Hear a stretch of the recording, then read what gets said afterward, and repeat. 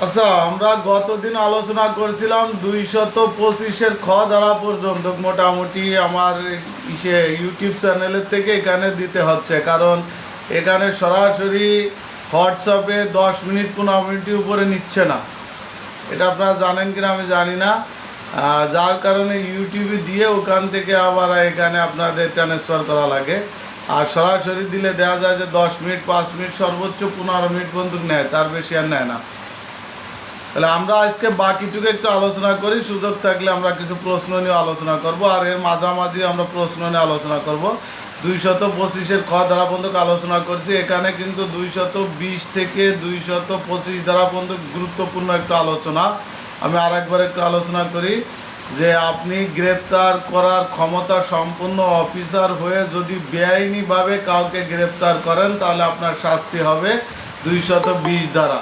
এর পাশাপাশি তো আমরা জানি যে পুলিশ আইনে 7, 29, পিআরবি 434, 857 এগুলো হবেই। পুলিশের ক্ষেত্রে এগুলো ফ্রি, যে আপনার 7 ধারা, 29 ধারা, পিআরবি 434 বিধি আর 857 এ পুলিশের ক্ষেত্রে থাকবেই। তার পাশাপাশি দণ্ডবিধি আইনে 220 ধারা হবে। 221 ধারা হচ্ছে যে আপনি যাকে গ্রেপ্তার করতে আপনার নামে ওয়ারেন্ট দেওয়া হয়েছে, আপনি সে ওয়ারেন্ট দ্বারা ব্যক্তি অর্থাৎ আসামি আপনার সম্মুখীনে ঘুরে বেড়ায়, তাকে আপনি গ্রেপ্তার না করলে বা পালাতে সহযোগিতা করলে আপনার শাস্তি হবে 221 ধারায়।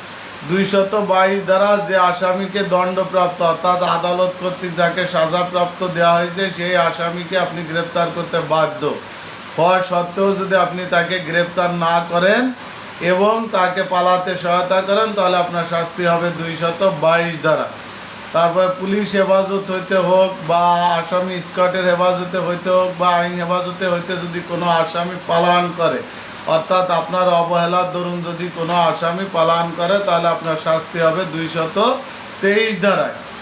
আর 224 ধারায় যেটা আলোচনা করেছিলাম সেটা হচ্ছে যে আসামি যে পুলিশ হেফাজত হতে পালায়ন করলো বা আসামি ছিনিয়ে নিয়ে গেল, তাহলে ওই আসামির বিরুদ্ধে মামলা হবে 224 ধারায়। আর 225 ধারা আছে আসামির আত্মীয় স্বজন যদি আসামিকে গ্রেপ্তারকালে বাধা প্রদান করে বা আসামিকে পুলিশ হেফাজত থেকে ছিনিয়ে নেয় তাহলে ওই আত্মীয় স্বজনের শাস্তি হবে 225 ধারায়। এটুক মোটামুটি আমাদের একটা গুরুত্বপূর্ণ চ্যাপ্টার।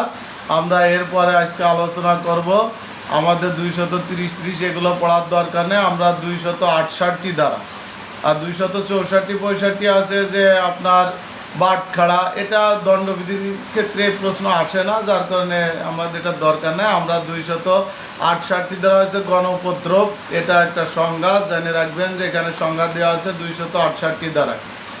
আর আমরা পড়ব 279-তে যে বেপরোয়াভাবে যদি কেউ গাড়ি চালায় তার শাস্তি হবে 279 ধারা।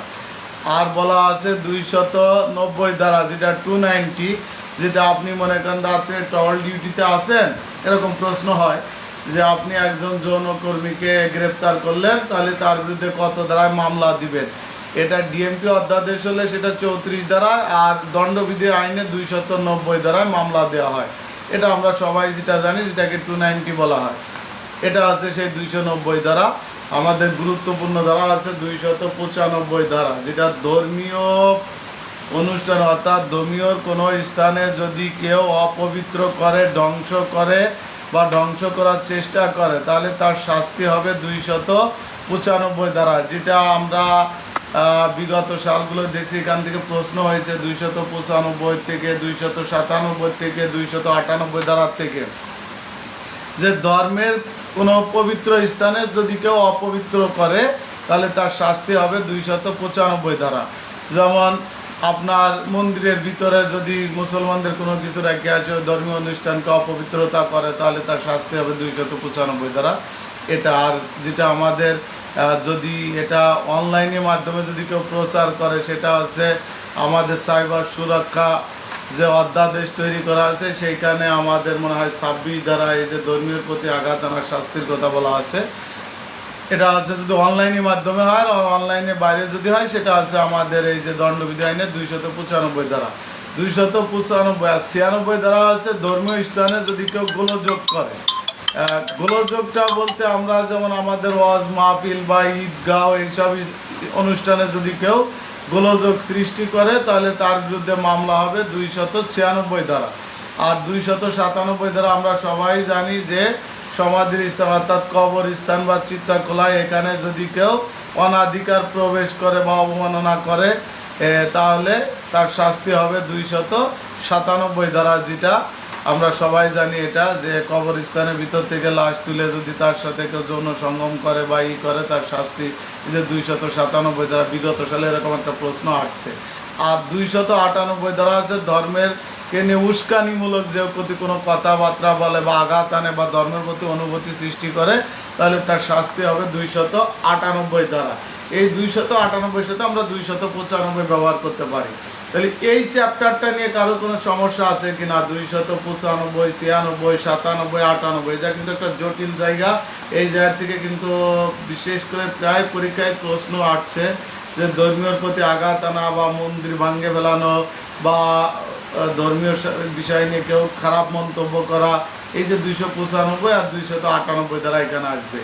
আর যদি গোলযোগ সৃষ্টি করলে 296, আর অনাধিকার প্রবেশ করলে সমাধির স্থানে বা কবরস্থানে তাহলে 297।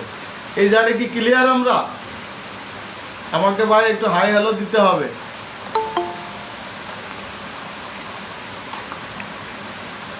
হ্যালো স্যার, কষ্ট করে একটু আরেকবার রিপিট করবেন প্লিজ। 295 দ্বারা বলছে যে কোনো ধর্মীয় স্থানকে অপবিত্র করলে বা ধর্মীয় স্থানের কোনো জিনিস যদি নষ্ট করলে তার শাস্তি হবে 295 ধারায়। যেমন আপনি একটা মন্দির ভেঙে ফেললেন, মন্দিরের যে যারা প্রতিমা যেটাকে বলে এর কোনো একটা অংশ ভাঙলেন বা প্রতিমাকে অসম্মান করার জন্য হয়তো মুসলমানদের কোনো একটা জিনিস ওখানে রেখে আসলেন, তাহলে তার শাস্তি হবে 295 ধারা।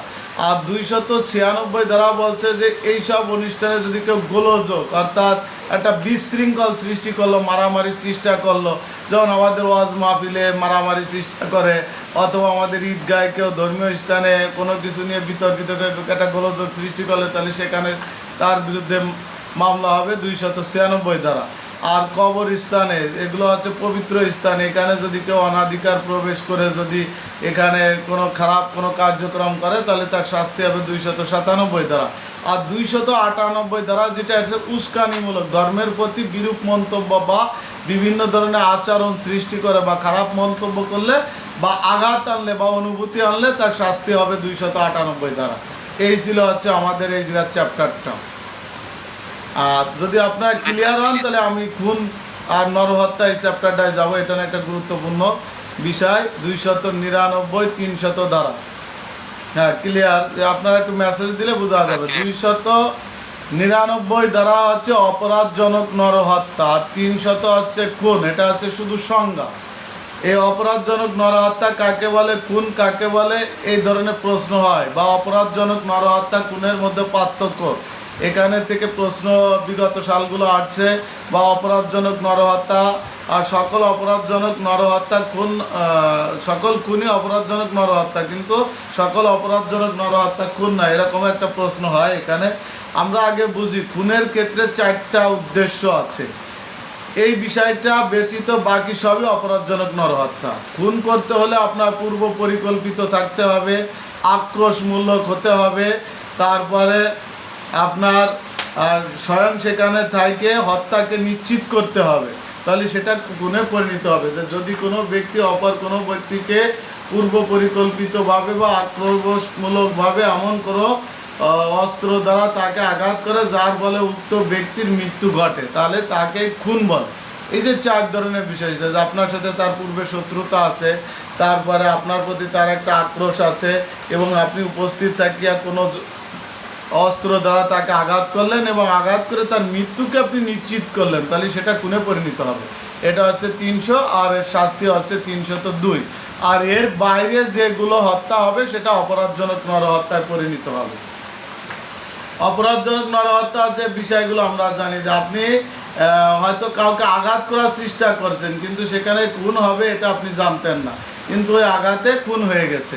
বা কোনো একটা কাজ করছেন, সেই কাজে আপনি জানেন যেখানে মৃত্যু ঘটার সম্ভাবনা নাই, তারপরেও মৃত্যু ঘটে গেছে, বা আপনার নিয়মের বাইরে অবহেলার দরুন ঘটছে, বা বেপরোয়া গাড়ি চালানোর কারণে ঘটছে, বা এমন কোনো আঘাত যে আপনি জানেন এই আঘাতে মৃত্যু অনিবার্য না, সেই আঘাতের বলে মৃত্যু হয়েছে, এই বিষয়গুলো হচ্ছে অপরাধজনক নরহত্যা, যেটা আমাদের 299 শাস্তি 304। আর অবহেলার দরুন শাস্তি হলে 304 শর্ট টাইপেন ক। আর বেপরোয়াভাবে গাড়ি চালায় যদি কেউ হত্যা করে তাহলে তার শাস্তি হবে 304 খ দ্বারায়। এটা ছিল মোটামুটি খুন আর অপরাধজনক নরহত্যার মোটামুটি একটা সংজ্ঞা বা শাস্তিগুলো।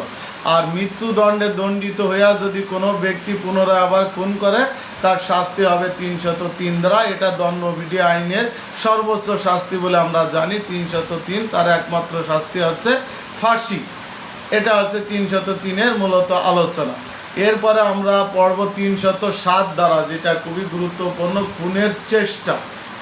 যে আপনি কোনো ব্যক্তিকে খুন করার উদ্দেশ্যে দাওয়া করলেন, কিন্তু অর্থাৎ বাড়ি মারলেন, সে সরে গেল, কিন্তু সে তার বাড়িটা লাগলো না, কিন্তু আপনার উদ্দেশ্য ছিল তার খুন করার জন্য, এই জন্য আপনার শাস্তি ভোগ করতে হবে 307 দ্বারা। এটা আমরা জানি যে রহিম নামক ব্যক্তি করিম নামক ব্যক্তিকে গুলি করা মানে খুন করার উদ্দেশ্যে গুলি করলো, কিন্তু করিম নামক ব্যক্তি সরে যাওয়ার কারণে তার গুলির লক্ষ্যভ্রষ্ট হলো, এক্ষেত্রে করিম নামক ব্যক্তির মৃত্যু ঘটলো না, তাহলে তার শাস্তি হবে 307 দ্বারা, যে খুনের উদ্দেশ্যে সে গুলি করছিল। এটা হচ্ছে 300। আরও বিভিন্ন ধরনের উদাহরণ দেওয়া হয়, অর্থাৎ যে কথা যে আপনি যে কাজটা করার জন্য চেষ্টা করেছেন সেটা সফল হন নাই, খুনের উদ্দেশ্য চেষ্টা করছেন, সফল হন না, এই জন্য আপনার শাস্তি ভোগ করতে হবে 307 দ্বারা। আর 309 দ্বারা একটা গুরুত্বপূর্ণ ধারা, সেটা হচ্ছে আত্মহত্যার চেষ্টা। বিগত সালগুলো এখান থেকে প্রশ্ন আসছে যে কোনো কাজ করিয়া বাঁচিয়া গেলে অপরাধ হয়, বাঁচিয়া না গেলে কোনো অপরাধ নাই। তাহলে সেটা হচ্ছে আত্মহত্যার চেষ্টা, যে আপনি আত্মহত্যার চেষ্টা করে যদি আপনি বেঁচে যান তাহলে আপনার শাস্তি ভোগ করতে হবে, আর যদি মারা যান তাহলে শাস্তি ভোগ করার সুযোগ নাই। এটা হচ্ছে 309 দ্বারা একটা গুরুত্বপূর্ণ, যে আত্মহত্যার চেষ্টা। এই ছিল আমাদের খুনের মোটামুটি একটা চ্যাপ্টার। আর 310 ঠক। এই ঠক হচ্ছে আমাদের একটা টিকা আসে। ঠক কি? এই ঠক হচ্ছে যদি কোনো ব্যক্তি চুরি, দস্যুতা, ডাকাতি বা অপহরণ এইরূপ এক বা একাধিক ব্যক্তির সহিত যদি মেলামেশা করে তাহলে তাকে ঠক বলা হয়। এটা হচ্ছে 310, শাস্তি হচ্ছে 311। এই 299 থেকে 311 পর্যন্ত কারো কোনো সমস্যা থাকলে বলতে পারেন, যেগুলো গুরুত্বপূর্ণ। আমি বাকি যে আপনার 304, 5 আত্মহত্যার চেষ্টা, 305, 6 আত্মহত্যার চেষ্টা, 308 অপরাধজনক চেষ্টা, এগুলো আসে না, জন্য এই 3টা ধারা পড়ায়নি। কিন্তু আপনাদের যেখানে 4 ধারা, 3 ধারা, তারপরে 2 ধারা, 299, 300, তারপরে আপনার 309, 310, 311 খুবই গুরুত্বপূর্ণ, এই জন্য 307 এই বিষয়গুলো আলোচনা করছে। এখানে কি আপনাদের কোনো সমস্যা আছে? না থাকলে আমি গর্ভপাত চ্যাপ্টারে চলে যাব, 312 থেকে 318 ধারা পর্যন্ত। এই জায়গা থেকে প্রশ্ন হয়, আমি সব বিষয়ে একটু আপনাদের টাচ করে যেতে চাচ্ছি। আচ্ছা, কেউ কোনো নাই? তাহলে 312 ধারা হচ্ছে গর্ভপাত। যদি কোনো নারী ইচ্ছাকৃতভাবে যদি সে গর্ভপাত নষ্ট করে তাহলে তার শাস্তি হবে 312 দ্বারা। অর্থাৎ একটা বাচ্চা তার পেটে আসছে, সে নারী বা তার স্বামী দুইজনে মিলে সে বাচ্চাটাকে নষ্ট করলো, তাহলে নারী এবং স্বামী আর যে নষ্ট করলো উভয়ের শাস্তি হবে 312 দ্বারা। অর্থাৎ স্বেচ্ছায় যদি গর্ভপাত নষ্ট করে তার শাস্তি।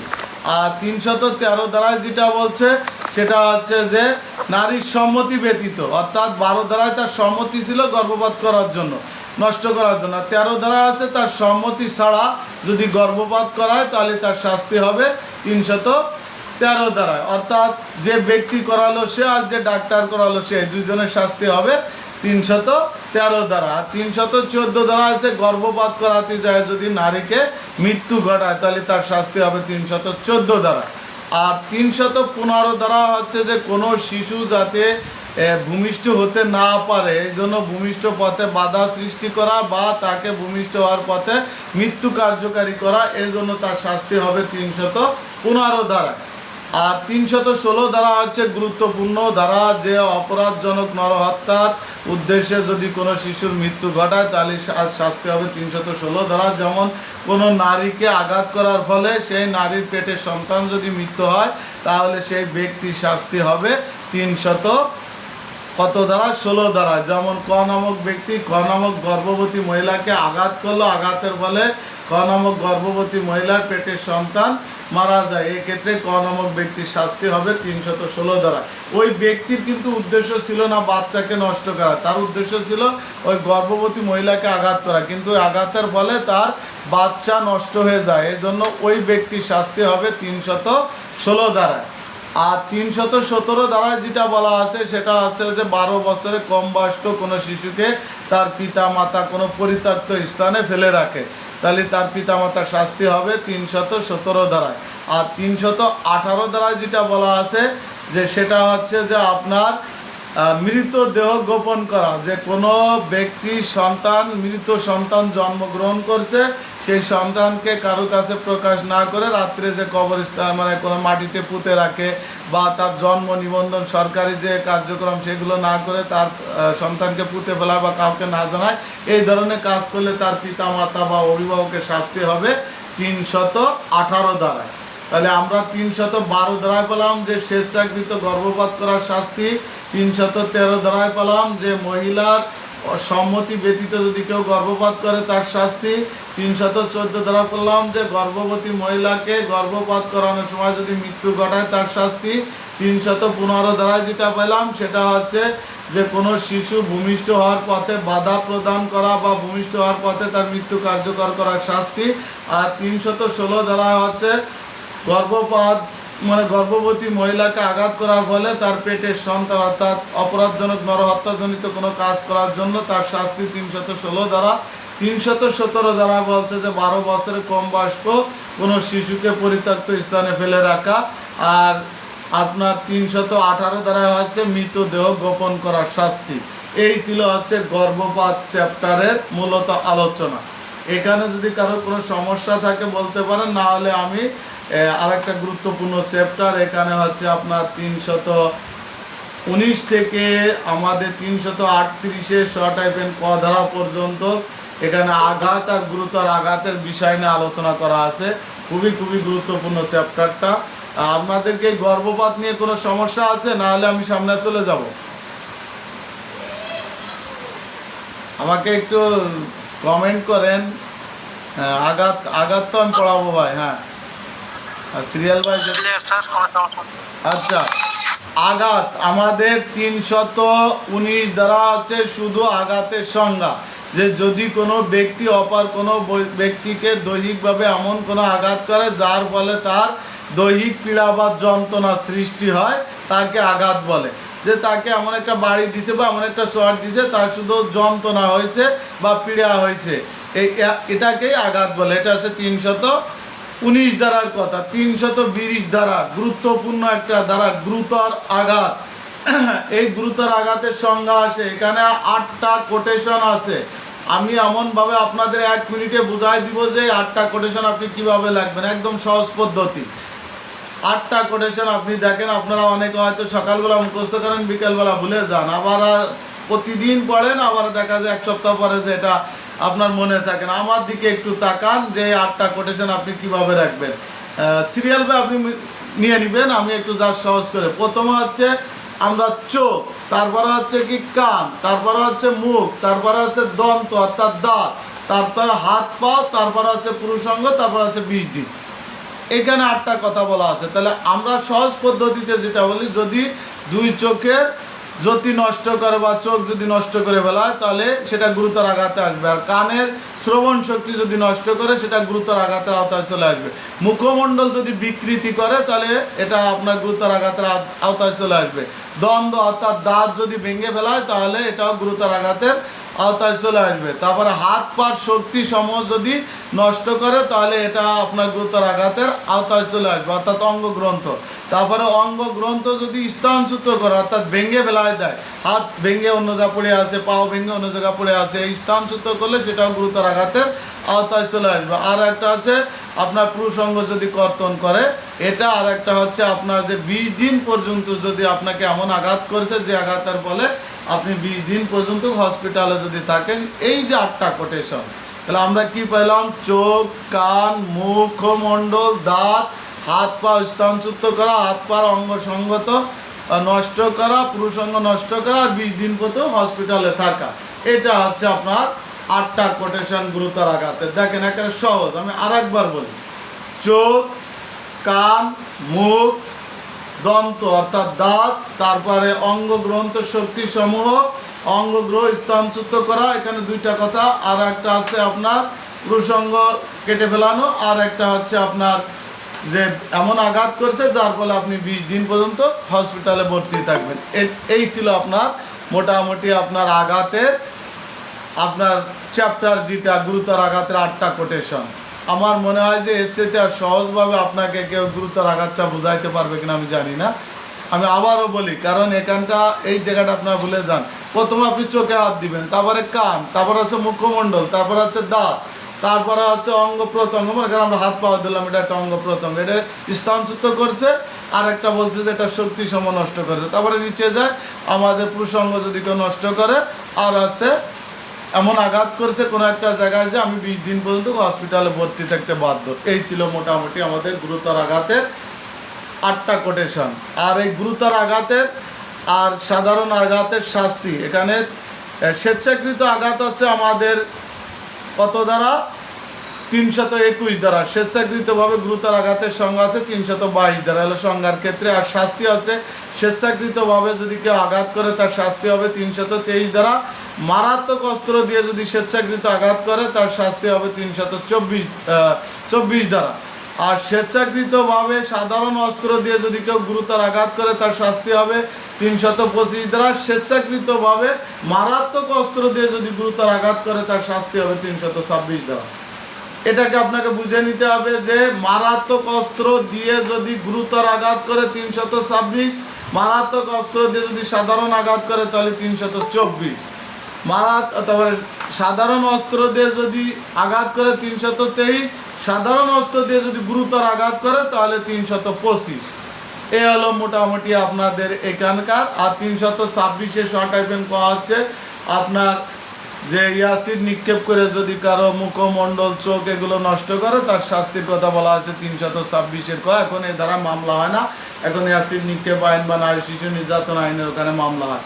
আমাদের 328 দ্বারা একটা গুরুত্বপূর্ণ ধারা, সেটা হচ্ছে যেটা আমরা মলম পাটি বলি, যে বিষ প্রয়োগ করিয়া যদি আপনার কাউকে অজ্ঞান করে রাখে তাহলে তার শাস্তি হবে 328 দ্বারা। যে যদি কোনো ব্যক্তি অপর কোনো ব্যক্তিকে যদি বিষ প্রয়োগ করে, আর এই বিষ প্রয়োগ করার ফলে যদি কোনো ব্যক্তি অজ্ঞান থাকলো তাহলে 328, আর যদি মারা যায় তাহলে অপরাধজনক নরহত্যা হয়ে যাবে, তার শাস্তি হবে 304 দ্বারা। এরপরে আমাদের 330-31, বিশেষ করে মিনহাজ আপনার জন্য একটা গুরুত্বপূর্ণ, যে আপনি এসআই হিসেবে একজন আসামিকে গ্রেপ্তার করে আইনে আপনি তার স্বীকারোক্তি আদায়ের উদ্দেশ্যে তাকে সাধারণ আঘাত করলেন 330 দ্বারা, আর গুরুতর আঘাত করলেন 331 দ্বারা। এই প্রশ্নগুলো এখানে আসে যে পুলিশ অফিসার করিম নামক পুলিশ অফিসার রহিম নামক আসামিকে গ্রেপ্তার করিয়া স্বীকারোক্তি আদায়ের উদ্দেশ্যে তাকে আঘাত করলো, তাহলে এই আঘাত করা এখানে গুরুতর আর সাধারণ আঘাত কোনোটার কথা বলে না, তাহলে এখানে 2টা ধারায় কিন্তু আসবে। আর যদি গুরুতর আঘাতের কথা আসে তাহলে 331, আর সাধারণ আঘাতের কথা আসলে আপনি লিখবেন 330। এটা মিনাজকে দিয়ে উদাহরণ দিলাম, আপনাদের ক্ষেত্রে একটা গুরুত্বপূর্ণ প্রশ্ন। আর 331 আর 30 আর 31 বললাম, 332 আর 333টা খুবই একটা গুরুত্ব, যে সরকারি কর্মচারীকে যদি কেউ স্বেচ্ছাকৃতভাবে আঘাত করে তাহলে 332 দ্বারা, সরকারি কর্মচারীকে যদি স্বেচ্ছাকৃতভাবে গুরুতর আঘাত করে তাহলে 333 দ্বারা। আর পড়াবো আমি 338-এর শর্ট টাইপেন ক, যে এখানে যদি বেপরোয়াভাবে গাড়ি চালায় যদি কোনো ব্যক্তি কি করে স্বেচ্ছাকৃতভাবে যদি গুরুতর আঘাত বা সাধারণ আঘাতের কথা 2টাই বলা আছে আঘাত করে তাহলে তার শাস্তি হবে 338 ধারা। তাহলে আমরা যদি বেপরোয়াভাবে গাড়ি চালাই তাহলে শাস্তি হবে 379, গুরুতর বা সাধারণ আঘাত করলে 338-এর ক, আর হচ্ছে মৃত্যু ঘটালে 304-এর খ। এই ছিল মোটামুটি আমাদের আঘাতের চ্যাপ্টার। এই আঘাত নিয়ে কি কারো কোনো সমস্যা থাকলে আমাকে একটু বলতে পারেন। এখান থেকে প্রশ্ন হয়, বিশেষ করে বিগত সালগুলো দেখা গেছে 330, 331 এই ধারাটায় প্রশ্ন হয়েছে। আর প্রশ্ন হয়েছে এই যে 320 গুরুতর আঘাত সংজ্ঞা বা আঘাত বা গুরুতর আঘাতের মধ্যে পার্থক্য, এটা হতে পারে। আর নর্মালি আপনার হয়তো আসতে বলে যে আঘাত কাকে বলে, স্বেচ্ছাকৃতভাবে গুরুতর আঘাত আর স্বেচ্ছাকৃতভাবে সাধারণ আঘাত আর কাকে বলে, বা কোন কোন কোন কোন ধারায় অপরাধ, এগুলো আসতে পারে। তো আমরা তো বললাম যে 323-24 হচ্ছে সাধারণ আঘাতের ক্ষেত্রে, আর 25-26 হচ্ছে গুরুতর আঘাতের ক্ষেত্রে। আর আপনার বিষ প্রয়োগ করলে 328, আর 329 আর 30 হচ্ছে আপনার স্বীকারোক্তি আদায়ের ক্ষেত্রে। আর সরকারি কর্মচারীর উপর আঘাত করলে 332 আর 33, আর 338 হচ্ছে বেপরোয়াভাবে। এখানে কি কারো কোনো সমস্যা আছে কিনা? হ্যাঁ, 332 আর 33 তো হচ্ছে সরকারি কর্মচারীর উপর যদি কেউ 32-এতে সাধারণ আঘাত করলে, আর গুরুতর আঘাত করলে 333 দ্বারা। না হলে আমি কিন্তু অন্যায় নিয়ন্ত্রণ আর অন্যায় আটক এখানে চলে যাব। এখানে একটা গুরুত্বপূর্ণ প্রশ্ন আছে, বিশেষ করে 42, 43, 44 ধারাটা নিয়ে একটু আলোচনা করব। কারো মনে হয় কোনো সমস্যা নয়। তাহলে আমরা 339 ধারা হচ্ছে অন্যায় নিয়ন্ত্রণ, 340 হচ্ছে অন্যায় আটক। অন্যায় নিয়ন্ত্রণ আছে আপনি যে পথে যাইতে চাচ্ছিলেন, আপনাকে সেই পথে যাইতে সাময়িকভাবে বাধা দিল, আপনি অন্য পথ দিয়ে চলে যেতে পারবেন, এটা হচ্ছে অন্যায় নিয়ন্ত্রণ। 339 শাস্তি হচ্ছে 341।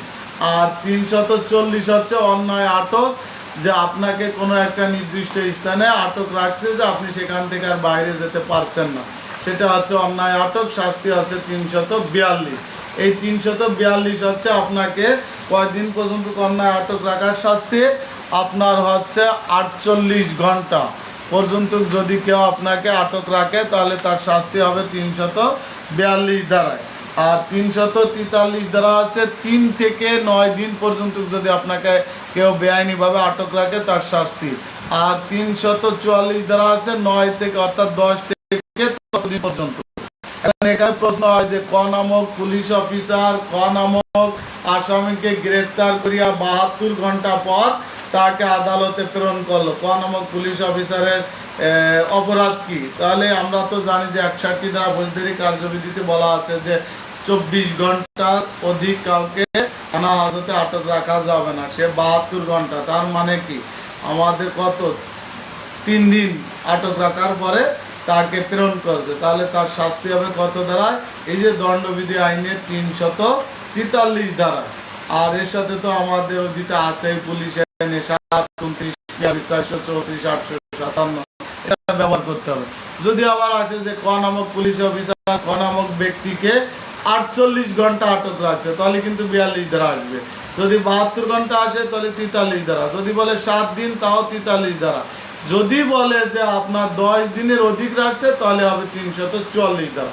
এই জায়গাটুকু একটু ক্লিয়ার করবেন আপনারা, যে 24 ঘন্টার অধিক যদি 24 ঘন্টা রাখে তাহলে তো এখানে কোনো অপরাধ হবে না, যা 61 ধারা অনুসারে। 24 ঘন্টা পার হয়ে গেলে 42, এটা কত পর্যন্ত? 48 ঘন্টা পর্যন্ত। 48 ঘন্টা পার হয়ে গেলে 43, এটা কয়দিন পর্যন্ত? 9 দিন পর্যন্ত। এই 9 দিন পার হয়ে যাওয়ার পরে যদি আরও বেশি আটক রাখে, 10 দিন হয়ে গেলে তখন এটা হবে 344। এই জায়গাটা শুধু এইটুকু রাখলেই হবে যে 341 অন্যায় নিয়ন্ত্রণের সংজ্ঞা, 339 অন্যায় নিয়ন্ত্রণের সংজ্ঞা, শাস্তি হচ্ছে 341 দ্বারা। আর 340 হচ্ছে অন্যায় আটকের, আর শাস্তি হচ্ছে 342, 343, 344। এই ছিল মোটামুটি এই অন্যায় নিয়ন্ত্রণ অন্যায় আটকের চ্যাপ্টারটা নিয়ে আলোচনা। এরপরে আমাদের আরেকটা চ্যাপ্টার আছে হচ্ছে আক্রমণ। এই যে আক্রমণ আছে 351 ধারা। ভাই বলো।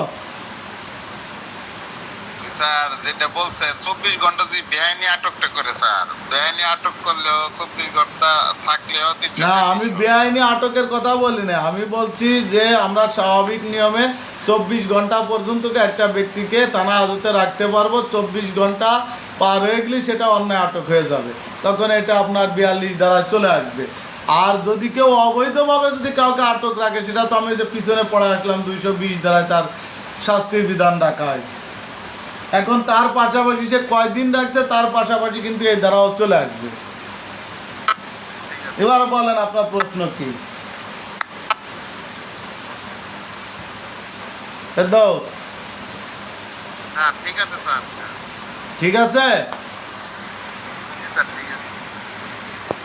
আচ্ছা, তাহলে আমরা এবার আর যাব, আমরা যেটা পড়াতে চাচ্ছিলাম 351, এটা হচ্ছে আক্রমণের সংজ্ঞা, আক্রমণের শাস্তি হচ্ছে 352 দ্বারা। আর এই যে আক্রমণটা হচ্ছে তাৎক্ষণিকভাবে ভয় বা ভীতি প্রদর্শন করা, তাকে আক্রমণ বলে। যদি কোনো ব্যক্তি অপর কোনো ব্যক্তিকে এমন কোনো অঙ্গ প্রত্যঙ্গ বা এমন কোনোভাবে দেখায় যে যার ফলে ওই ব্যক্তির মনে একটা আতঙ্ক সৃষ্টি হয়, সেটাকে আক্রমণ বলে। আর এই আক্রমণের শাস্তি হচ্ছে 352 দ্বারা। আর 353 দ্বারা আছে সরকারি কর্মচারীর উপর যদি কেউ আক্রমণ করে। যে এই যে আক্রমণ শব্দ আসলে কিন্তু আপনার এই চ্যাপ্টারে চলে আসতে হবে যে আপনার 349 থেকে 368 দ্বারা পর্যন্ত, 358 দ্বারা পর্যন্ত। 358 দ্বারা হচ্ছে আক্রমণের এখানে একটা চ্যাপ্টার। আর অনেক ক্ষেত্রে এখানে অনেকে ভুল করে ফেলে, এই জন্য এখানে আমরা একটু আলোচনা করি। তাহলে আক্রমণ হচ্ছে আপনার যে তাৎক্ষণিক একটা ভয়ের সৃষ্টি করা, অঙ্গ প্রত্যঙ্গ দিকে যে এমনভাবে চাউনি দিছে যে তার মনে একটা ভয়ের সৃষ্টি হয়েছে, এই ধরনের কাজ করলে তার শাস্তি হবে 352 দ্বারা। সরকারি কর্মচারীর উপর যদি কেউ আক্রমণ করে তার শাস্তি হবে 353 দ্বারা। তারপরে কোনো নারী শ্লীলতাহানির উদ্দেশ্যে যদি তার উপর আক্রমণ করে তাহলে হবে 354 দ্বারা। 356 দ্বারা বাহিত সম্পত্তি চুরি করার উদ্দেশ্যে যদি কেউ আক্রমণ করে তাহলে তার শাস্তি হবে 356 দ্বারা। এই 56 দ্বারা থেকে বিগত সালগুলো কিন্তু প্রশ্ন আসছে যে খ নামক ব্যক্তির বাহিত সম্পত্তি চুরি করার জন্য তার পকেটে চুরি করার জন্য এমনভাবে আক্রমণ করে যে আক্রমণের ফলে উক্ত ব্যক্তি ভয়ে ভীত হয়ে তাকে দিয়ে দিল, তাহলে তার কত দ্বারা শাস্তি হবে? এই যে 356। যখনই আক্রমণের কথা আসবে তখনই মনে করে নিতে হবে যে আমাদের এই প্রশ্নটা হয়েছে আমাদের 349 থেকে 358 ধারার মধ্যে। আর বিশেষ করে আমাদের 356 দ্বারা এই যে বাহিত সম্পত্তির চুরি, এইখানকার থেকে প্রশ্নটা হয়। যে বিগত সালে মনে একটা প্রশ্ন আসছিল যে ক নামক ব্যক্তি আক্রমণ করার উদ্দেশ্যে ক নামক ব্যক্তির পকেটে হাত ঢুকালো, যেন কোনো কিছু না পেয়ে সে সেখান থেকে চলে আসলো, তাহলে ক নামক ব্যক্তির শাস্তি কি? এই যে সবাই 511 দ্বারা ব্যবহার করছে, এখানে কিন্তু আক্রমণ করার মানে আক্রমণ শব্দ আসার কারণে কিন্তু এই প্রশ্নটা ছিল 356 দ্বারা। আর সবাই নিয়ে গেছে যে ওই যে আমরা 511তে পড়ছি যে পকেটে হাত ঢুকালো কিছু পাইলো না চুরির উদ্দেশ্যে, এই জন্য 511। কিন্তু এক্সামিনাররা এই প্রশ্নটা কিন্তু 356 দ্বারা কারেকশন করছে যে আক্রমণ উদ্দেশ্যে তার পকেটে হাত ঢুকাইছিল। আর আক্রমণ যখনই দেখবেন তখনই কিন্তু আমাদের এই চ্যাপ্টারগুলোতে চলে আসতে হবে। এরপরে আমরা এই যে আরেকটা আছে 359, যেগুলো আমি গুরুত্বপূর্ণ সবগুলো একটু আলোচনা করতেছি। প্রত্যেকটা দ্বারা দিলে আমি আজকে আর শেষ করতে পারবো না, তাই 10টা 41 বেজে গেছে। এরপরে 59, আছে মনুষ্য হরণ যেটা, আর অপহরণ 362, আর অপহরণের শাস্তি 364, 65, 66 দ্বারা আছে।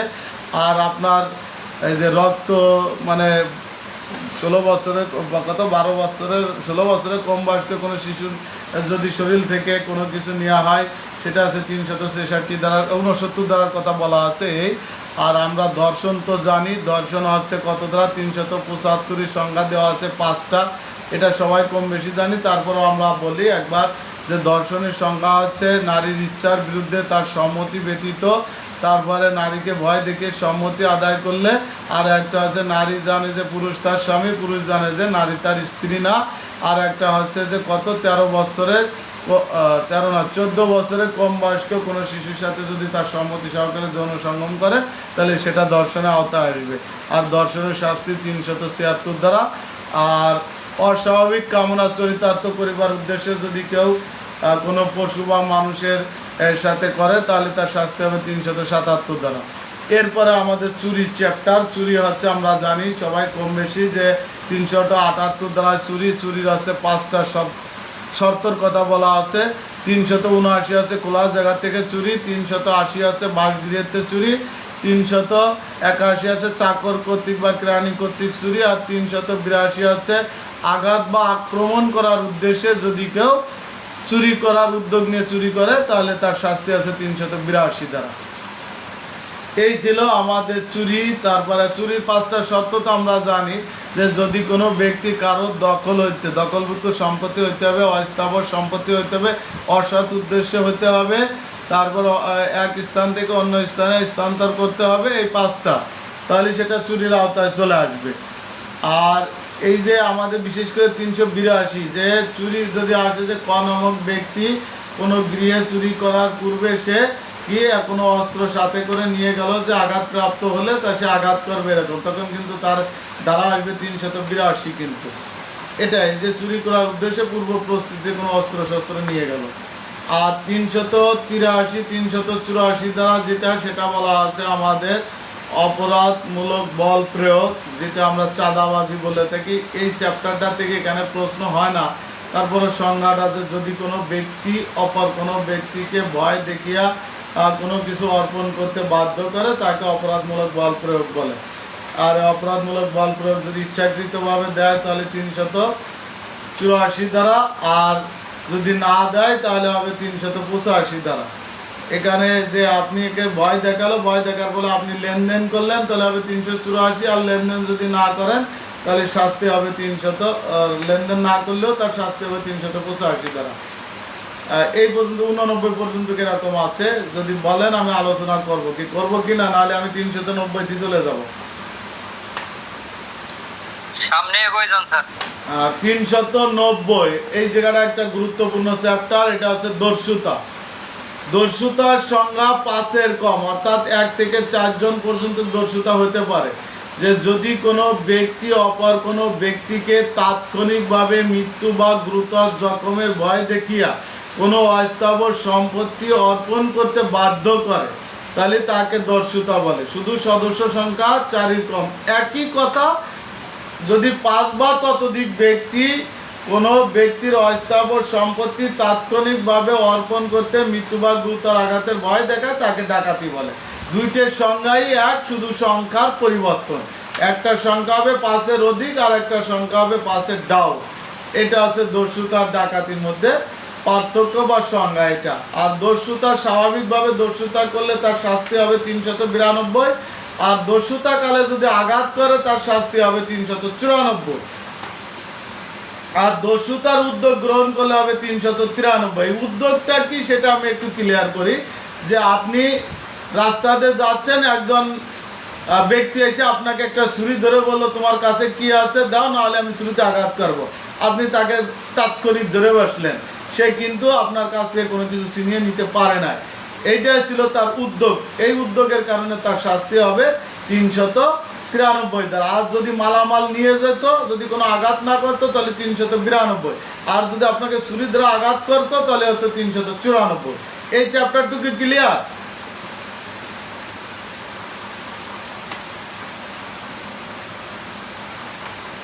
দস্যুতাটা কি বুঝতে পারছেন? 392, 93, 94 স্বাভাবিক নিয়মে দস্যুতা করলে 392, যে আপনার কাছে চাইলো চুরি দেখায় আপনি দিয়ে দিলেন তাহলে 392 দ্বারা। আর আপনার কাছে চাইলো আপনি দিলেন না, টান দিয়ে ছিঁড়ে আপনার কানের নথি ছিঁড়ে নিয়ে গেল, অর্থাৎ আপনি গুরুতর জখম হলেন, এই জন্য তার শাস্তি হবে 394। আর 393 দ্বারা যেটা আমি আবার ক্লিয়ার করি, যে আপনার কাছে সে ভয় দেখাতে আসছে, সাধারণ জনগণ ধরে বেড়াইছে, আপনি ছিনতাইকারী বলছেন ধরে বেড়াইছে, তখন সে তো আর মালামাল নিতে পারে না, অর্থাৎ অপরাধ সংগঠিত করতে পারে না, উদ্যোগের অবস্থা, চেষ্টার অবস্থায় ছিল, অবস্থায় সে কট খেয়ে গেছে, এই জন্য তার বিরুদ্ধে তো একটা মামলা হবে। এই মামলাটাই হবে 393। এরপরে আমি ডাকাতির চ্যাপ্টারটা, আমরা তো 391 দ্বারা ডাকাতির সংজ্ঞা পড়লাম, আর ডাকাতির চ্যাপ্টারটা আমি একটু উল্টা দিক থেকে পড়াই, যে একটা ডাকাতি করতে হলে আপনাকে কিছু বিষয়গুলো জানতে হবে। প্রথমে হচ্ছে যে ডাকাতি করতে গেলে আপনাকে কোনো একটা জায়গায় সমবেত হতে হবে, আর এই সমবেত হওয়ার জন্য শাস্তি হচ্ছে 402 দ্বারা। তারপরে হচ্ছে আপনার ডাকাতের একটা দলের সাথে যোগ হইতে হবে, এই দলভুক্ত হওয়া হচ্ছে 401 দ্বারা। তারপর ডাকাতের একটা প্রস্তুতি নিতে হবে, এই প্রস্তুতিটা হচ্ছে 399 দ্বারা। তারপরে হচ্ছে প্রস্তুতি নিলেন, নেওয়ার পরে আপনি তার খালি হাতে যাবেন না, মারাত্মক অস্ত্র শস্ত্রে সজ্জিত হয়ে ডাকাতি করতে যাবেন, তাহলে আপনার শাস্তি হবে 398 দ্বারা। আর ডাকাতি কালে কি আপনি যদি বাধাপ্রাপ্ত হন তাহলে তাকে মৃত্যু বা গুরুতর আঘাতের ভয় দেখাবেন, তাহলে তার শাস্তি হবে 397 দ্বারা। এখন ওই ভয় দেখানোর পরে যদি সে স্বেচ্ছায় সরে যায় তাহলে আপনি ডাকাতি করলেন 395 দ্বারা, আর যদি সে স্বেচ্ছায় না সরে যায় তাকে আপনি মৃত্যু ঘটাইতে পারলেন, যখন মৃত্যু ঘটাবেন তখন আপনার শাস্তি হবে 396 দ্বারা। তাহলে দেখেন আমি একেবারে সুন্দরভাবে আপনাদেরকে বোঝাইতে চাচ্ছি যে প্রথম হচ্ছে ডাকাতির উদ্দেশ্যে সমবেত হলেন একটা মাঠের ভিতরে, যে আমরা কয়জন ডাকাতে এক জায়গা হইলাম, সেটা হচ্ছে আপনার শাস্তি হলে সমবেত হওয়ার জন্য 402 দ্বারা। এখন ডাকাতেরকে দলভুক্ত যারা আছে তাদের সাথে আপনার কথাবার্তা বললেন, বলার পরে এই ডাকাতের দলের সাথে আপনি যুক্ত হয়ে গেলেন, তখন আপনার শাস্তি হবে 400 দ্বারা। তারপরে হচ্ছে আপনি এই যে তাদের সাথে একটা ডাকাতি করার প্রস্তুতি নিলেন, যে আমরা কোনো একটা ব্যাংকে ডাকাতি করবো, এই প্রস্তুতিকালে যদি আপনি ধরা খান তাহলে আপনার শাস্তি হবে 399 দ্বারা। এখন আপনার প্রস্তুতি নিলেন, তখন ডাকাত দলের সর্দার বলে যে আমরা কি খালি হাতে যাব না, তাহলে আমাদের ওই যে গুদামে কি আছে, অস্ত্র শস্ত্র আছে, অস্ত্র শস্ত্র নিয়ে যান।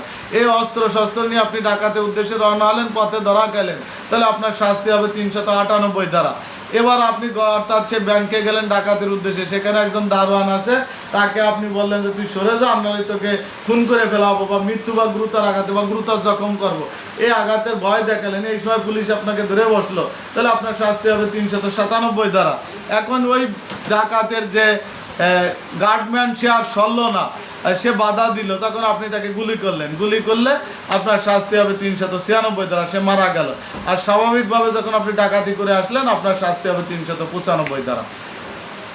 আপনি পিছন দিক থেকে আসেন, বিষয়টাকে একেবারে সহজ, যে আমরা এক জায়গায় সমবেত হলাম, দলে যোগদান করলাম, প্রস্তুতি নিলাম, অস্ত্র শস্ত্র নিলাম, ভয় ভীতি দেখালাম, তারপরে সে যদি স্বেচ্ছায় আমাদের ডাকাতি করতে দেয় তাহলে আমরা 395 দ্বারা ডাকাতি করলাম, আর যদি সে বাধা দেয় তাহলে তাকে আমরা খুন করলাম 396। এই ছিল মোটামুটি আমাদের ডাকাতির এক সহজ ফর্মুলা, একেবারে সহজ ভাষা। এর থেকে সহজ মনে হয় বোঝার কোনো সুযোগ আমি মনে করি নাই। সুন্দর হয়েছে স্যার, কে আমাকে বুঝাইতে পারছে ডাকাতির চ্যাপ্টারটা? অনেক সুন্দর হয়েছে স্যার। আবার বলি আর একবার আপনাদের স্বার্থে, এত সুন্দর যেহেতু বলছেন, সেটা হচ্ছে যে প্রথম আমরা সমবেত হব, সমবেত হওয়া মানে 402, তারপরে দলভুক্ত হব মানে 400 দ্বারা, প্রস্তুতি নিব 399 দ্বারা, তারপর প্রস্তুতি নিয়ে কি আমরা খালি হাতে যাব না, অস্ত্র শস্ত্র নিয়ে যাব 398 দ্বারা। তারপরে ওখানে যে দেখলাম একজন দারোয়ান আছে, দারোয়ানকে আমরা ভয় ভীতি কি মৃত্যু বা গুরুতর, যে তুই সরে যা, নাহলে তোরে গুলি করবো, নাহলে তোরে গুরুতর জখম করবো, এই ভয় দেখালাম, এটা আছে 397 দ্বারা। সে যদি স্বেচ্ছায় সরে যায় তাহলে আমরা 395 দ্বারা ডাকাতি করে আসবো, আর যদি সে না সরে বাধা দেয় তাহলে তাকে গুলি করে আমরা মেরে ফেলবো 396 দ্বারা। এই ছিল হচ্ছে আমাদের ডাকাতি চ্যাপ্টার। আর এর মাঝে একটা দ্বারা আমরা বাদ দিয়ে গেছি, সেটা হচ্ছে 401 দ্বারা, সেটা হচ্ছে চোরের দলভুক্ত হওয়া, যে চোরের দলভুক্ত হওয়ার শাস্তি হচ্ছে 401 ধারায় বলা আছে। এই ছিল মোটামুটি আমাদের মানব দেহ সংক্রান্ত যাবতীয় কার্যক্রম, চুরি ডাকাতি দস্যুতার যে বিষয়গুলো এটা। এরপরে একটা গুরুত্বপূর্ণ চ্যাপ্টার আছে, এখান থেকে আমাদের বিগত সালগুলো প্রশ্ন হয়, সেটা হচ্ছে যে আমাদের কত ধারা, 403, 404, 5, 6, 7, 8, 9, 10, 11, 12, 13, 14, এই 14 পর্যন্ত আগে ক্লিয়ার করি। 403 ধারায় যেটা বলা আছে সেটা হচ্ছে যে আপনার, যে আপনি অপরাধজনক আত্মসাৎ, যে আপনি রাস্তা দিয়ে হেঁটে যাচ্ছেন, একটা সোনার আংটি পেলেন, পাওয়ার পরে আপনি কি করলেন, ওইটাকে কুড়ায় নিলেন, নেওয়ার পরে আপনার চিন্তা ভাবনা ছিল যে প্রকৃত মালিককে খুঁজে দিব, কিন্তু আপনি নেওয়ার পর আপনি মনে করলেন যে কিসের মালিক, কেউ তো দেখি না, আমি রেখে দিই। এই যে আপনি অপরাধজনক আত্মসাৎ করলেন, এই জন্য আপনার শাস্তি হবে 403 দ্বারা। আর একটা উদাহরণ দিই যে আপনার বন্ধু আপনার বাড়িতে বেড়াতে আসছে, তার একটা আইফোন যাওয়ার সময় রেখে চলে গেছে। আপনার স্ত্রী খাওয়া শেষে দেখলো যে টেবিলে পর তার আইফোনটা রয়ে গেছে। স্ত্রী প্রথম চিন্তা করলো যে বন্ধুকে দিয়ে দিবে, কিন্তু পরে চিন্তা করলো এত দামি ফোন থাক আমার কাছে, পরে সে তার ভাইকে দিয়ে দিল। এই জন্য ওই স্ত্রীরও শাস্তি হবে 403 দ্বারা। আমি শর্টে বোঝাতে চাচ্ছি এটা। এই ছিল 403 দ্বারা, যে আপনার উদ্দেশ্য ভালো ছিল, পরে উদ্দেশ্যকে আপনি অসৎ উদ্দেশ্যে নেওয়ার কারণে এটা অপরাধমূলক আত্মসাৎ করছেন, এই জন্য আপনার শাস্তি হবে 403 দ্বারায়। আর 404 দ্বারা যেটা বলছে মৃত ব্যক্তির সম্পত্তি আত্মসাৎ করা। যে মনে করেন যে একটা গাড়ি অ্যাক্সিডেন্ট হয়েছে, কিছু লোক উদ্ধার করতে আসছে, একটা লোককে দেখলো মুমূর্ষু অবস্থায়, তাকে নিয়ে হাসপাতালে যাওয়ার পথে মারা গেল। তখন ওই ব্যক্তি তার হাতে থাকা ঘড়িটা নিজের পকেটে নিয়ে নিল। এই যে মৃত ব্যক্তির সম্পত্তি ওই ব্যক্তি আত্মসাৎ করলো, এই জন্য তার শাস্তি হবে 404 দ্বারা। যখনই বলবেন যে মৃত ব্যক্তির সম্পত্তি, তখনই আপনাদের মাথায় আনতে হবে এটা 404 দ্বারা। এই 404 দ্বারা আরও দুইটা কথা বলা আছে। সেটা হচ্ছে যদি কোনো চাকর কোনো ব্যক্তির দায়িত্বে থাকা অবস্থায় ওই ব্যক্তি মারা যাওয়ার পরে তার কোনো সম্পত্তি সে আত্মসাৎ করে, তাহলে তার শাস্তি হবে 404 দ্বারা। যদি কোনো কেরানি, যেমন আমাদের একজন কেরানি কাছে দেখা গেল যে যাবার সময় তার অফিসের বস তাকে 50,000 টাকা রেখে গেছে, রেখে যাওয়ার পরে বাসায় যাওয়ার পরে তার হার্ট অ্যাটাক করে মারা গেছে। যে ওই ব্যক্তিকে বলেছে যে আমি যে কালকে এসে এই টাকাটা আমি আমাদের শ্রমিকদের দিয়ে দিব বোনাস হিসেবে বা বেতন হিসেবে। পরে সকালবেলা মারা যাওয়ার পরে কিরানি বলতেছে স্যার তো আমাকে কোনো টাকা দেয় নেই। এই যে যে টাকাটা সে আত্মসাৎ করলো, এই মৃত ব্যক্তির সম্পত্তি, তার শাস্তি হবে 404 দ্বারা। এই ছিল আমাদের আত্মসাৎ। এরপরে হচ্ছে 405 দ্বারা হচ্ছে অপরাধজনক বৃদ্ধি পায় আর কি স্যার। জি ভাইয়া,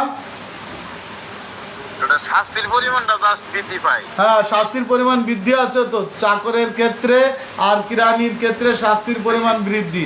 আর স্বাভাবিক যে ব্যক্তি তার হচ্ছে 3 বছর, আর ওদের জন্য 7 বছর। 7 বছর, জি স্যার। শাস্তির পরিমাণটা বৃদ্ধি পায়। শাস্তির পরিমাণ বৃদ্ধি আছে ওদের জন্য, কারেক্ট।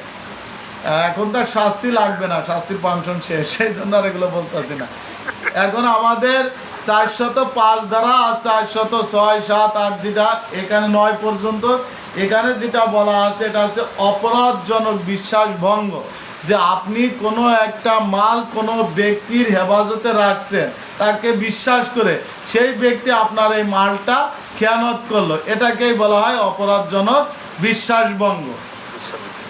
এই অপরাধজনক বিশ্বাসভঙ্গ শাস্তি আছে স্বাভাবিক নিয়মে যদি কেউ করে তার শাস্তি হবে 406 দ্বারা।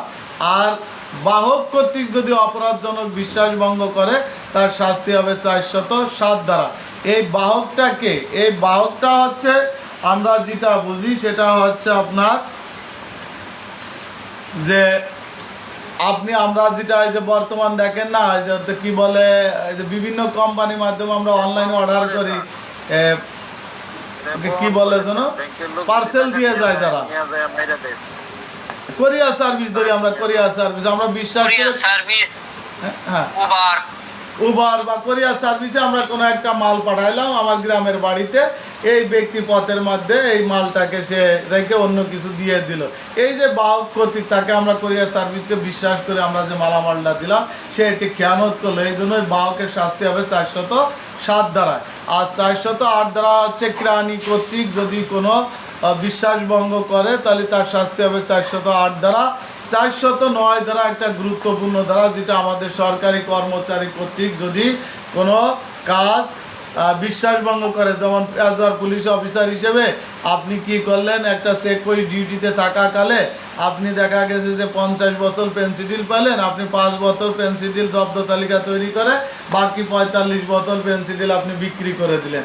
এই যে আপনি সরকার মানে আত্মসাৎ করলেন, এই জন্য আপনার শাস্তি হবে 409 দ্বারায়। বিগত সালে কিন্তু এই ধারার থেকে প্রশ্ন আসছে, বা আপনি মালখানার এসআই হিসেবে দায়িত্ব আছেন, মালখানার একটা টিভি নিয়ে আপনি আপনার বাসায় কি করলেন, এটাকে দেখা বা বাসায় নিয়ে গেলেন বা ব্যবহার করলেন, এর জন্য আপনার শাস্তি হবে 409 দ্বারায়। বা আপনি একটা দেখা গেল যে আপনি পুলিশ অফিসার হিসেবে কোনো একটা ফার্মাসি স্টেশনে মানে ইসের দায়িত্ব আছেন, সেখান থেকে আপনি প্রতিদিন 2 রিম 3 রিম করে কাগজ নিয়ে নিয়ে আপনার বাচ্চাদের জন্য পড়ালেখা করাচ্ছেন।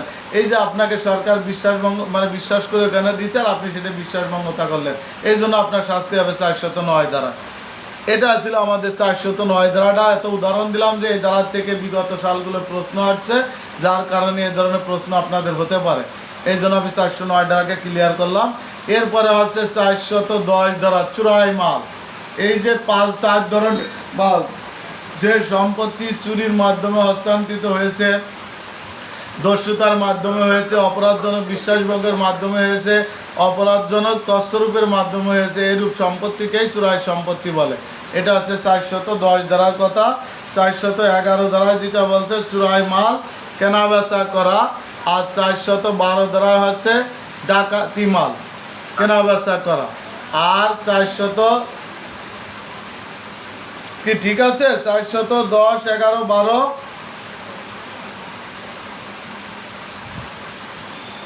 আর 413 ধারা আছে চুরাই মাল জানিয়া শুনিয়া কেউ যদি গ্রহণ করে তার শাস্তি।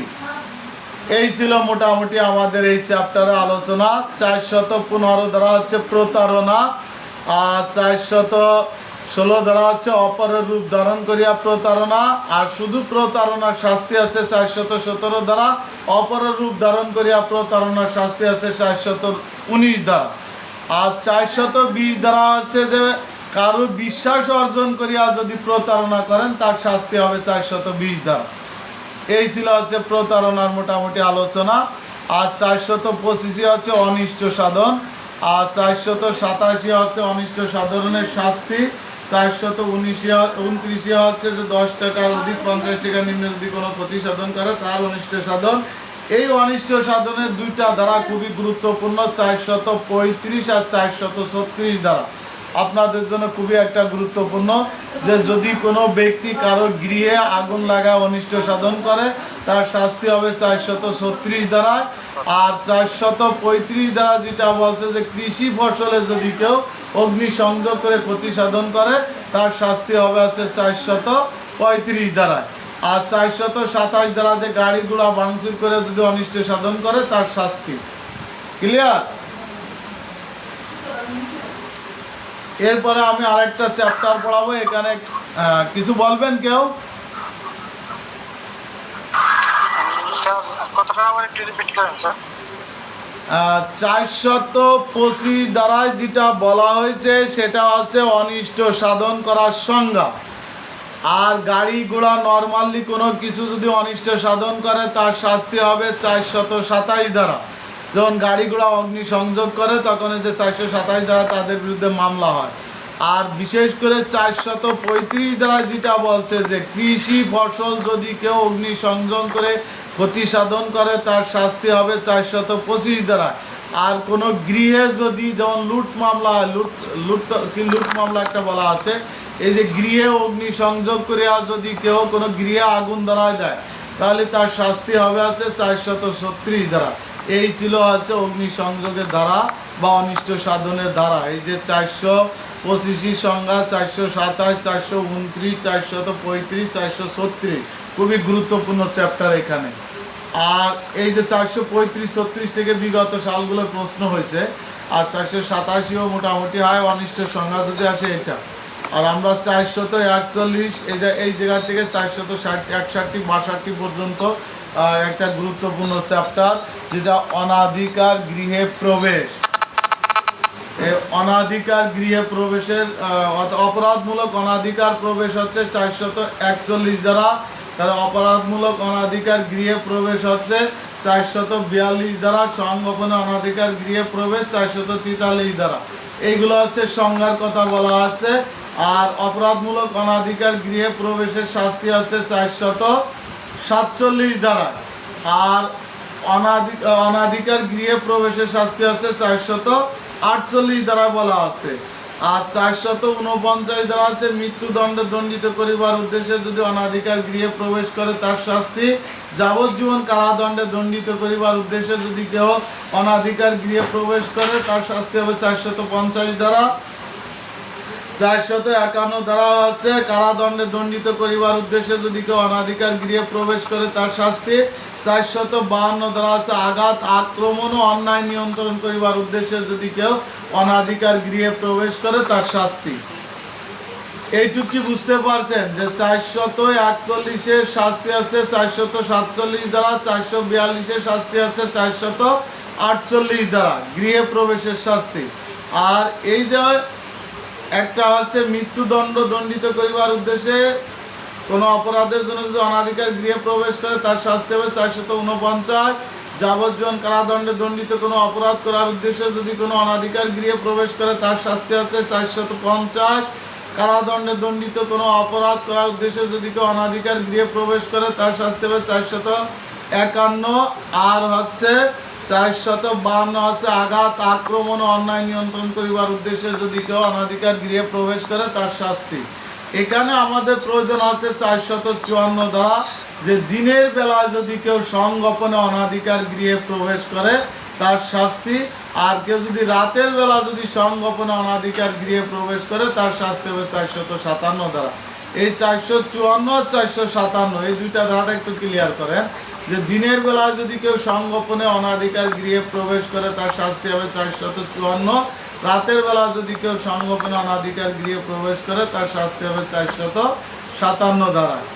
আর 459 দ্বারায় হচ্ছে যে এই যে সংগোপনে গৃহে প্রবেশ করে যদি কোনো ব্যক্তির মৃত্যু ঘটায় তাহলে এখানে প্রত্যেক ব্যক্তি এই অপরাধে অপরাধী হিসেবে গণ্য হবে 460 দ্বারা। 461 দ্বারা হচ্ছে আবদ্ধ স্থানে কোনো আবদ্ধ পাত্র যদি কেউ ভেঙে অনাধিকার গৃহে প্রবেশ করে তাহলে তার শাস্তি হবে 461 দ্বারা। এই ছিল আমাদের অনাধিকার গৃহে প্রবেশের মোটামুটি আলোচনা। এই জায়গাটা কি ক্লিয়ার বুঝতে পারছেন? মানে আবদ্ধ পাত্র বাংলা 457, এই জায়গাটাই আমাদের প্রশ্ন হয়। দিনের বেলা 53 থেকে 55 পর্যন্ত স্যার দিনের বেলা। না, ওটা 53, 54, 55 দিনের বেলা, রাত্রি হচ্ছে আপনার 56, 57, 58 জোট শব্দ। এই জায়গাটা আমি একটা সুন্দর একটা আমার ক্লাস আছে আপনাদেরকে, মানে এত সুন্দর বোঝানোর সুযোগ ছিল কিন্তু আমার হাতে সময় নাই বিধায় আমি শর্টে ছেড়ে দিচ্ছি। যদি আল্লাহ না করো ফিরে যদি কোনো সময় আপনাদের সম্মুখে যদি হয় আমি এই জায়গাটা আপনাদের ক্লিয়ার করব, যে এই জায়গাটা আমরা ক দিয়ে শব্দ, ক দিয়ে চারটা শব্দ, তিনটা শব্দ এইভাবে আমি ক্লাস করাইছি। আমার যারা মানে সরাসরি ছিল তাদের কাছে শুনে দেখেন। 42 সাজাটা হয় স্যার, 42 সাজাটা শুরু হয় 48 থেকে একেবারে 52 পর্যন্ত। এখানে জোট শব্দ বেজোট শব্দ এইভাবে আমি পড়াইছি। এখন এটা দিতে গেলে ভাই অনেক রাত হয়ে যাবে, এই জন্য আমি শর্টে যেটা আমার গুরুত্বপূর্ণ 454 হচ্ছে দিনের বেলা আর সংগোপনে গৃহে প্রবেশ করলে, রাতের বেলা সংগোপনে গৃহে প্রবেশ করলে 457 দ্বারা যেটা বলা আছে। আর আঘাত আক্রমণ করার উদ্দেশ্যে যদি রাত্রেবেলা সংগোপনে প্রবেশ করে 458 দ্বারা, ঠিক আছে। আর শুধু সংগোপনে গৃহে প্রবেশ করলে সেটা আছে 456 দ্বারা। সেম একই কথা আছে আপনার, হ্যাঁ 54, জি জি জি। আর 55 আছে আঘাত আক্রমণ করার উদ্দেশ্যে যদি দিনের বেলা প্রবেশ করে তাহলে 455। আর শুধু সংগোপনে গৃহে প্রবেশ করলে 453। এটাই। এরপরে আমি আরেকটু আলোচনা করি, সেটা হচ্ছে আমরা যেগুলো গুরুত্বপূর্ণ 63, 64 এগুলো জালিয়াতি, এগুলোর এখান থেকে আসে না, এটা আমাদের বিভিন্ন আইন আছে সেই আইন থেকে আসে। আমরা 497 ধারা নিয়ে একটু আলোচনা করি, 494 ধারা একটু আলোচনা করি। জীবদ্দশায় যদি পুনরায় বিবাহ করে, অর্থাৎ বউ জীবিত থাকা অবস্থায় যদি কেউ পুনরায় আবার বউকে না জানিয়ে যদি বিয়ে করে তার শাস্তি হবে 494 ধারা। এই জায়গা থেকে প্রশ্ন হয় 497 দ্বারা ব্যভিচার, এটা আমরা সবাই জানি। আর আমরা 499 হচ্ছে মানহানি, আর 500 দ্বারা হচ্ছে মানহানির শাস্তি। আর মানহানির উদ্দেশ্যে যদি কোনো কিছু খোদাই করা হয় তাহলে 501। আর ওই খোদাই করা বস্তু যদি বিক্রি করা হয় 502, ঠিক আছে। তাহলে আমরা মানহানি পেলাম 499, শাস্তি 500, কোনো বস্তু খোদাই করে মানহানি করলে 501, আর ওই খোদাই করা বস্তু যদি বিক্রি করে 502। এরপরে আমরা 506 দ্বারা একটু পড়ি, সেটা হচ্ছে অপরাধজনক 506 ভীতি প্রদর্শন স্যার, ভীতি প্রদর্শন। ভীতি প্রদর্শন করা, অপরাধজনক ভীতি প্রদর্শন করা 503, আর শাস্তি আছে 506। আর 507 আছে বেনামি চিঠি দিয়ে যদি কেউ অপরাধজনক ভীতি প্রদর্শন করে। আর 508 দ্বারাই যেটা বলা আছে দৈব আক্রোশ, এটা মনে হয় আমরা সবাই জানি যে ওই যে জিনের বাচ্চার সাথে রাত্রেবেলায় যে আমাকে এত টাকা দিবা, না হলে যে জিনের বাচ্চা হিসেবে পরিচিত দেয়, এই জন্য তার শাস্তি হবে 508 দ্বারা। আর 509 দ্বারা তো ইফটিজিং আমরা সবাই জানি। 510 দ্বারা হচ্ছে আপনার যে মাতাল অবস্থায় যদি কেউ ঘোরাফেরা করে, এটা হচ্ছে সর্বনিম্ন দ্বারা। এই দ্বারাই হচ্ছে 24 ঘন্টা শাস্তির বিধান রয়েছে। আর 511 হচ্ছে কারাদণ্ডে দণ্ডিত কোনো অপরাধ করার জন্য যদি কেউ কারো পকেটে হাত ধরায়, কিছু পাইলো না, তার শাস্তি হবে 511 দ্বারা। এই ছিল মোটামুটি আমাদের দণ্ডবিধি নিয়ে সার সংক্ষেপ আলোচনা। আর যতটুকু বলছি এটা যদি আপনারা ধরে রাখতে পারেন, ইনশাআল্লাহ এর বাইরে প্রশ্ন আসার কোনো সুযোগ নাই। আপনারা